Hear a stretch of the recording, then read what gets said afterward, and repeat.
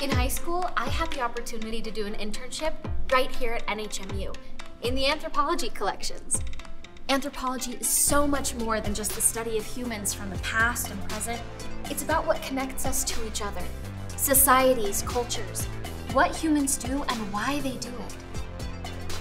Even today, anthropologists are still making discoveries that unravel chapters from human history, using artifacts like these on display here at NHMU. And each discovery can lead to a lot of questions. Take these baskets, for example. I'm sure that each one of these has a story that could answer so many of my questions. Why were they made? Who made them? Who inspired them? Why were they discarded? Where were they found? Wait a second, I think I've seen this technique somewhere before.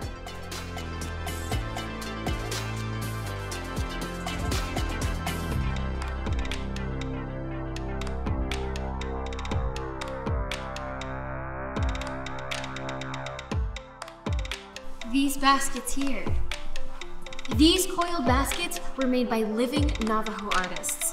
And this one was made by the incredibly talented Mary Black. And looking at it closer, this basket shares some similarities with the ancient baskets on display in the other exhibit that were thousands of years old. I wonder if there are any connections between these modern-day weaving techniques and those used by the first inhabitants of Utah. And I know just who to ask. Hey, it's Lena! Hi! Around? Okay, see you soon. Eliza! Lena Nielsen-Grimm, our Anthropology Collections Manager. You're just who I needed to see today. It's so good to have you here. It's been a long time you've spent in the lab. Well, it's nice to be back, but the reason I'm here, I was up in the First Peoples collection admiring the wonderful baskets we have on display when I realized I had some questions only an anthropologist could help me answer. Well, you've come at the right time.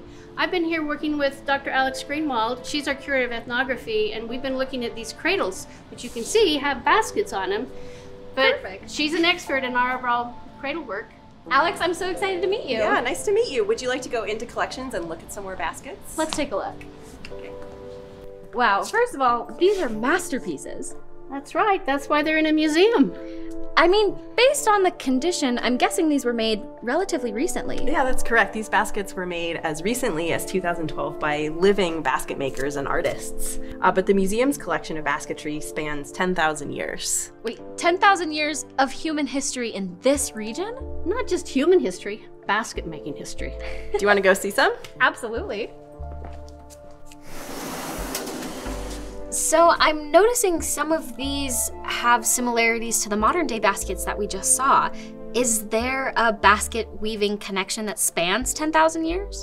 Absolutely. We know the first inhabitants of North America brought basket weaving with them.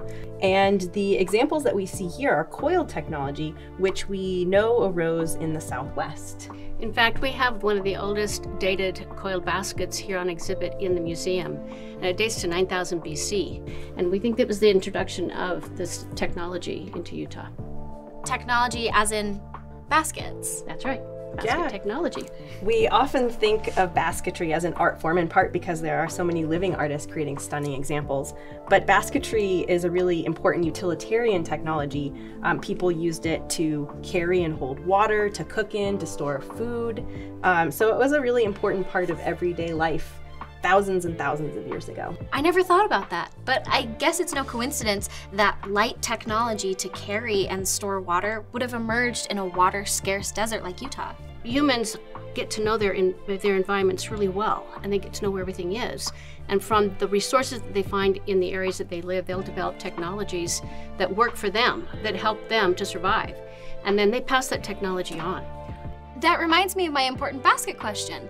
Have you been able to track the sharing of basket weaving techniques across generations and cultures to see if they would have any influence over the baskets being woven today? Yes, actually we have. We know that there's a lot of trade prehistorically throughout all of the different communities of the continent. They were crisscrossed the whole areas. All of these communities were connected and they knew each other. And they were trading all of these technologies. And they did it by meeting on hunts. They'd meet together in markets, or even like modern day powwows.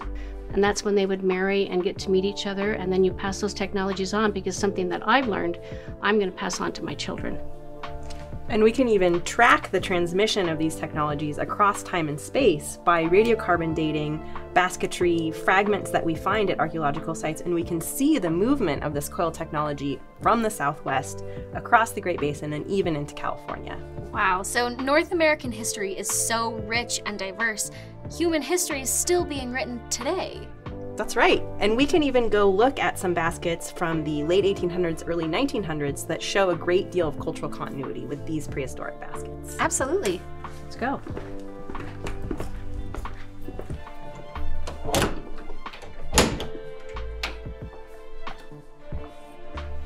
So these baskets are from the late 1800s and early 1900s, and these are primarily Navajo or Diné baskets. And so we can see that there are different design motifs. They're all coiled basketry, so we're seeing some of this cultural continuity between the prehistoric baskets and the very contemporary baskets that we saw earlier. And it's also important to remember that around this time period, Native peoples were being forcibly relocated. And so out of this terrible, traumatic situation that arose from colonialism, we also see some great evidence of the resilience of Indigenous people. There was a sharing of this technology across cultures that previously hadn't been in direct contact. So you see the introduction of new designs, new technology, the use of new dyes, the introduction of glass beads. And so you see some new types of technology coming about, some new designs coming about. And this is all because people were in contact with people they hadn't been with before and using, in some cases, new materials to them.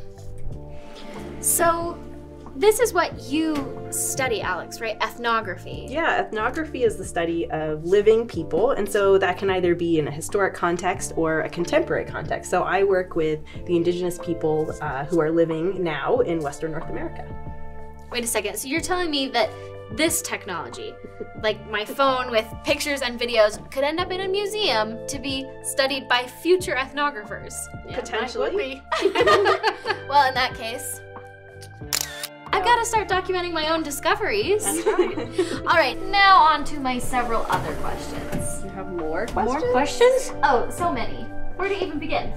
All right, so I was looking at a basket by an artist named Mary Black, and the design was so intricate and beautiful. And I've done similar weaving in the past, but nothing like this, and I really do want to learn more. I mean, there's so many other pieces in that exhibit that are from different creators and artists, and I want to be able to compare and contrast all of their work, and I feel like I could stay here all day anyway. Well, Glenna and I do have to get back to work, but there's a great resource on our website called Navajo Basket Explorer, and you should check it out.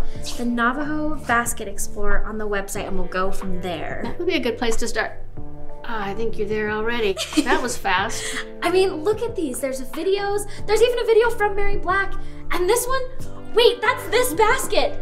There's so many cool things on this website. I have got to check it out, but probably not while I'm still in the collections. I'll go enjoy the website out there. That's what it was made for. This has been so Eliza, fun. you